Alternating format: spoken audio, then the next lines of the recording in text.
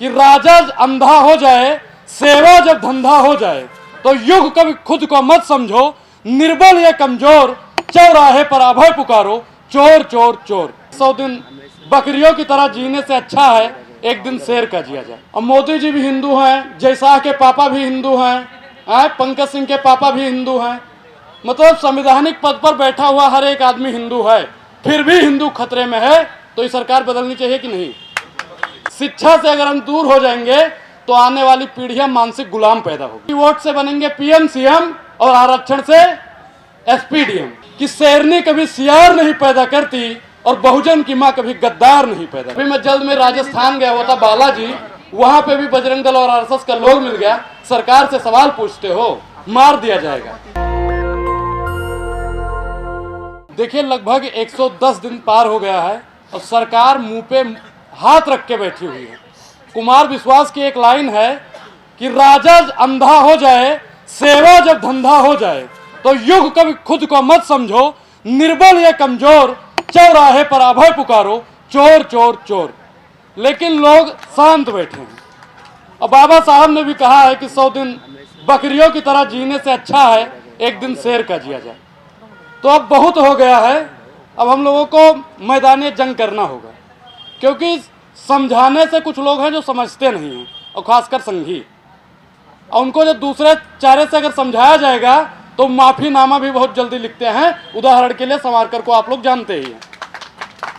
तो बाबा साहब की जितनी औलादें हैं वो डरती नहीं है भाई, और इसीलिए यह आंदोलन 110 दिन से ज़्यादा हो गया है, चल रहा है। और पीछे आपने देखा भी होगा कि संघ का कार्यालय और संघ की प्रयोगशाला में एक ही चीज पढ़ाया जाता है, जातिवाद धर्मवाद। हिंदू राष्ट्र बनाएंगे। हिंदू राष्ट्र पे सबसे ज़्यादा मंथन करने वाले लोग हैं, और हिंदू राष्ट्र बनाने की कल्पना वही लोग करते हैं जो लोग अशिक्षित हैं। जिसने बाबा साहब का संविधान नहीं पढ़ा होगा वही कहता है कि हिंदू राष्ट्र बनेगा। अब हिंदू राष्ट्र, भैया आप लोग प्रस्तावना पढ़े होंगे, उसमें धर्मनिरपेक्ष है, उसके अलावा भी कई आर्टिकल हैं जो हिंदू राष्ट्र बनने से रोकता है। हिंदू राष्ट्र बनाने के लिए आपके बच्चों को उकसाया जाता है। कुछ समय पहले भाई मैं भी बजरंग दल का समर्थक हुआ करता था, मैं एक्सेप्ट करता हूँ, लेकिन जब मुझे पता चला कि वाकई में ये देश कभी भी हिंदू राष्ट्र नहीं बन सकता है, तब मेरी गलत फहमी दूर हो गई, और काफ़ी लोगों की गलत फहमी दूर होगी। हिंदू राष्ट्र बनना एक अभिशाप है। अब बताइए कि नेपाल भी हिंदू राष्ट्र बना था, क्या दुर्दशा हुई। और भारत हिंदू राष्ट्र बन जाए आप लोग चाहते हैं? कुछ लोग कहते हैं हिंदू खतरे में है। अरे भाई, जब यहाँ पे मुगलों ने राज किया तब हिंदू खतरे में नहीं था।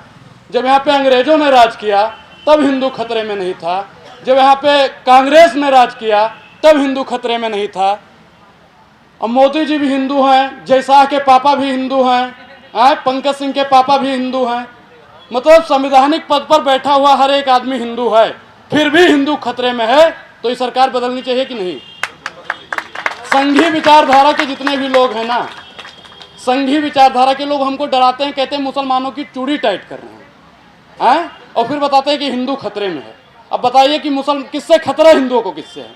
हिंदुओं को खतरा हर उस चीज से है जो भारतीय जनता पार्टी और आरएसएस के कब्जे में है।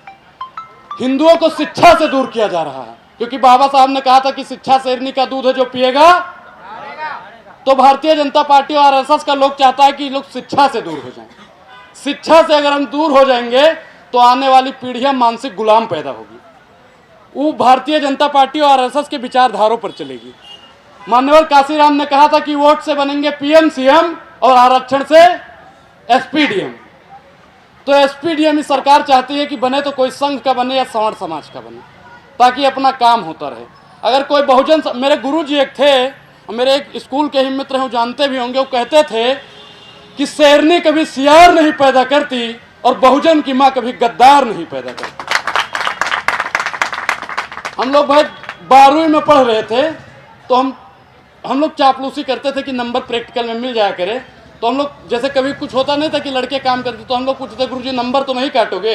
तो कहते थे बहुजन समाज से हैं, बहुजन समाज से हैं, हम बाबा साहब की औलादें हैं, फूले पेरियार अंबेडकर की औलादें हैं, हमारे खूनों में गद्दारी नहीं है, माफी वीर के वंशज नहीं है।